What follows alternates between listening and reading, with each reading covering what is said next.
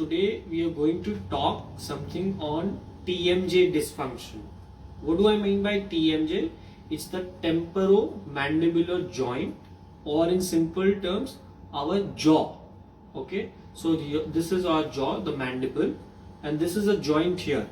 So a dysfunction in this joint causes the pain to go behind your ears.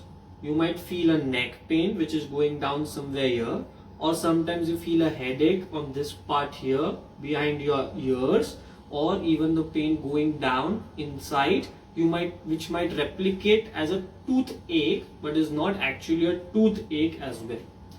Many people in our common lives also feel that they have difficulty in opening or closing their mouth, okay, or they feel clicks. When they open their mouth, they feel a click-like sound, and they have pain over some area here. Another observation which we have felt is people get up in the morning and then they feel a lot of pain and swelling here. Now it's because of the grinding of the teeth which they do in the night in sleep. Some people who have fear, stress, or some anxiety, and they grind their teeth in the night, or kids, when they grind their teeth in the night, then there's a dysfunction of the joint which happens here and which gives them the pain and inflammation procedure. So today we'll talk more about that. What is a TMJ? First of all, temporomandibular joint is a joint which is formed here by your temple and the mandible. Mandible is your jawbone. Okay, so it's a ball over a ball.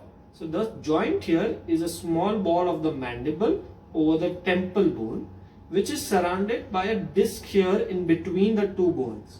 There is a disc as similarly as you have a disc in your spine. You have a small disc which is present here, which controls the movement at this joint.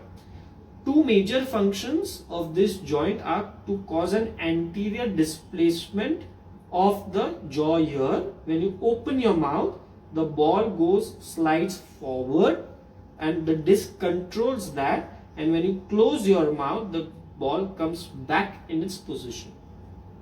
This is the most important function of the joint here. Also, in certain cases, when you open the mouth, there is also some translation which is happening on each way. But these are some anatomical translations which are there, and then you close your mouth. So there are some four major movements which are there: opening the mouth, closing the mouth, and translation to each side, which happen on the ball joint here. The most important thing is your disc here, which allows the control of that movement. Now, because if of any reason, say you have grinding your teeth in the night, or chewing with a poor musculature of the face here, or you have chewed something very hard, or there is some damage to the disc here. Also, it is very important to understand that this disc can easily damage because of your neck anatomy. So I'll explain how this joint and your neck is correlated. So when you open your mouth, in your cervical spine, the neck movement, there is 2 to 4 millimeter movement happening in your upper cervical spine. That is your C0, C1 and C2 region. So when you open the mouth, there is 2 millimeter to 4 millimeter of extension happening in your back of the knee. So if you were to turn your neck, you could see that if I put my hand here and if she opens the jaw, there is a movement happening here. 2 millimeter to 4 millimeter movement. It's a very important movement to happen here so that you can open the jaw.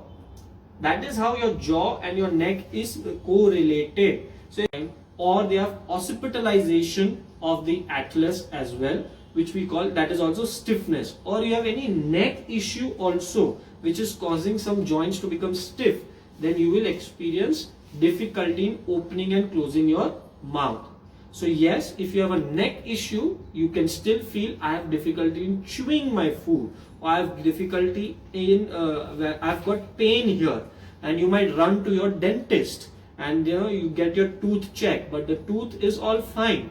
You might feel a headache which is there, and you run to a doctor and get an MRI done, and he tells you that you have a migraine. But all can come from a simple TMJ dysfunction.